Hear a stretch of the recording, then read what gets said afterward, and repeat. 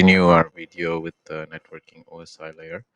So if you remember, I left off at layer 2, but I kind of rushed through it because the video was going through long. So I just want to finish up some stuff, based primarily like the VLAN stuff, right? So I didn't clarify how traffic gets resolved from the other PC. Let's say if you want to communicate through VLAN, right?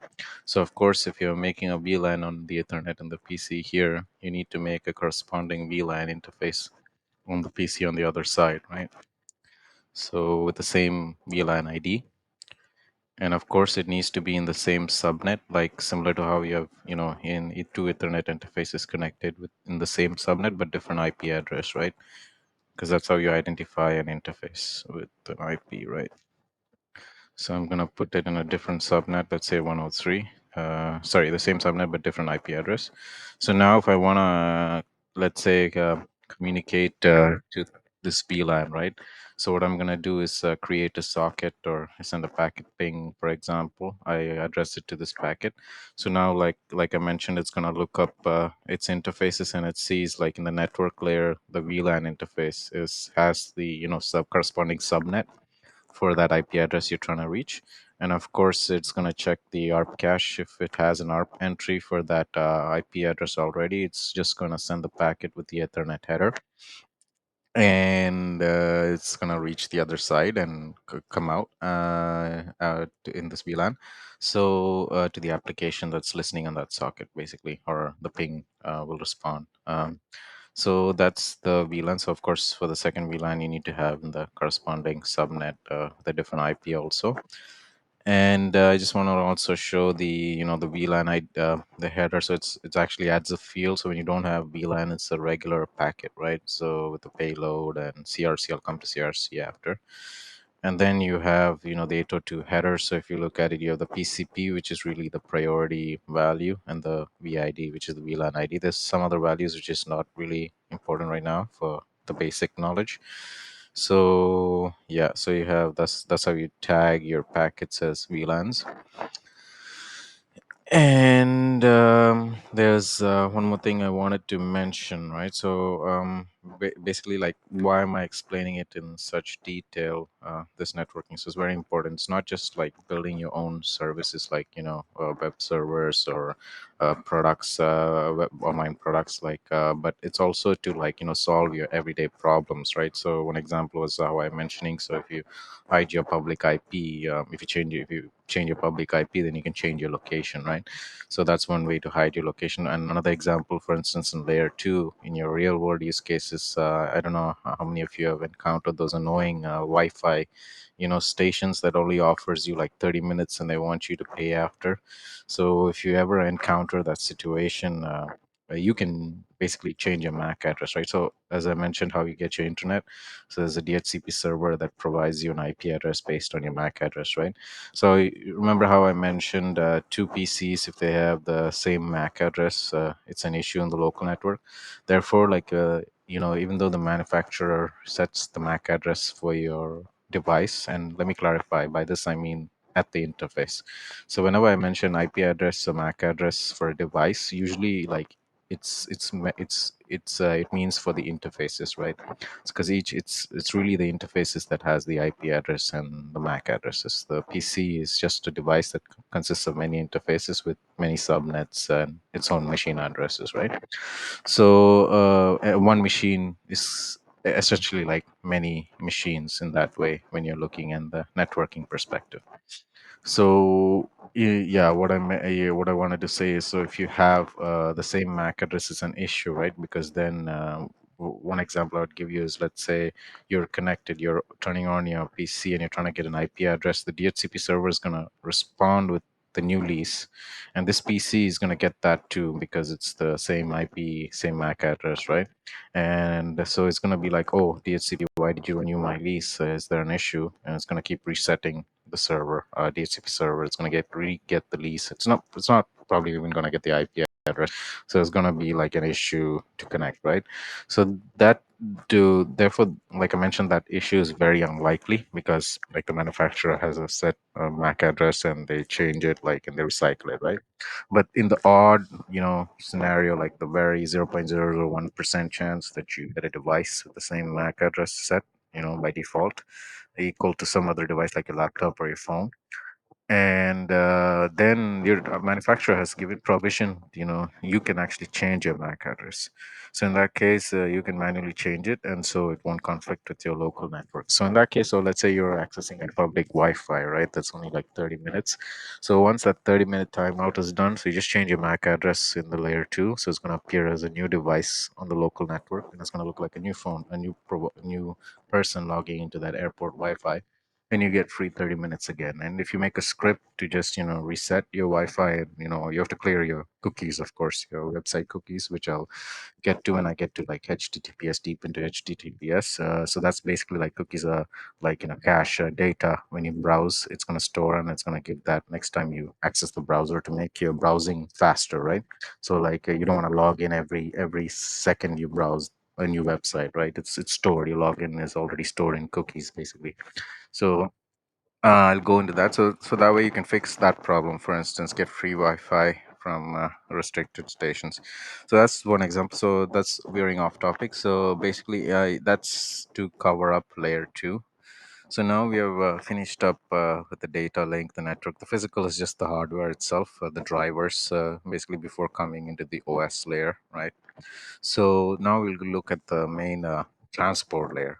So transport layer is where you have like pretty much the packets aggregating. Like there's protocols. Basically, the main protocols are TCP and UDP.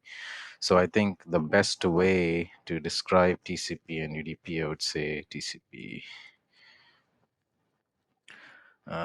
It's funny because yeah, this is the best way to actually. Let me just show you this. The best way to describe is just show you this picture. Like a picture is 1,000 words, right? So as you can see, TCP is more organized. So it's a connection-oriented protocol. So there's actually a three-way handshake. So it's like you don't the packets don't just arrive until it's confirmed it's the right person on the other end listening on the same address and stuff. So there's a three-way handshake, like acknowledgement, saying SYNAC before your transmission starts, and UDP does not have that. So it just sends the packet, and it sends in any order, and it does not have a connection oriented protocol. It does not have error checking, so you can have errors, you can have drop packets. But TCP actually have error checking, and it actually, like, if it waits for acknowledgement, right? So if you drop a packet, it's going to resend the packet. So you don't need to handle all that. It's going to be much more like it's a stateful connection, so it keeps track of its connection. In UDP, there's just a timeout, right? So in TCP, there's different states that you're going through, and so to go with it. So yeah, so mainly like but the thing is, TCP is more time consuming, right? So if you really want real time application, you don't want the overhead given by TCP for the connection, and for like waiting for the, because it has a window till the packets fill up, and if it misses, it resends the packets and stuff, right? So sometimes you want to handle it yourself when you're doing like real time applications like sensors and stuff. So you want to send all the packets regardless, if there's a connection or if there's errors, or you want the reception of all packets. So usually UDP is preferred in those scenarios. So the main thing is, so there's another very important thing that's happening in this transport, right? So usually, like when I mention applications, they open a socket, right? Usually socket is in a session layer. So socket is how do I say it? The socket, you can view it like um, a connection into the basically opening a protocol connection into another machine, pretty much, right? So you can think it of as a pipe open at the other end to the other end, sending, you can send data, push data through. It's just a tunnel. It's just a way to pass the package, right? So you open a socket with an address binded in the network layer. So there, usually you can provide your protocol, right? TCP and UDP. So the thing is, if you have multiple applications, right? Let's say I have multiple applications in this PC, and I want to talk to multiple applications in another PC too, right? So if I'm just sending packets addressed to this PC without any distinctions for the applications, so I'm going to receive the packages. So how do I, distinguish if it's for my application or not? So every application is going to have, they have to, decode the binary packet and have their own way to see if it's, for them, or have their own way of distinguishing the packets. So to make that easier, we have something called ports. So so usually we have, so if I go ports, port range, so there's a range. I think there's a max value you can have, right? Because it's a binary uh, value up to certain bits. So yeah, so you have, as you can see, 0 to 1, 10, 23. So that's the port. So you can actually, it's much bigger. I don't know, I should know.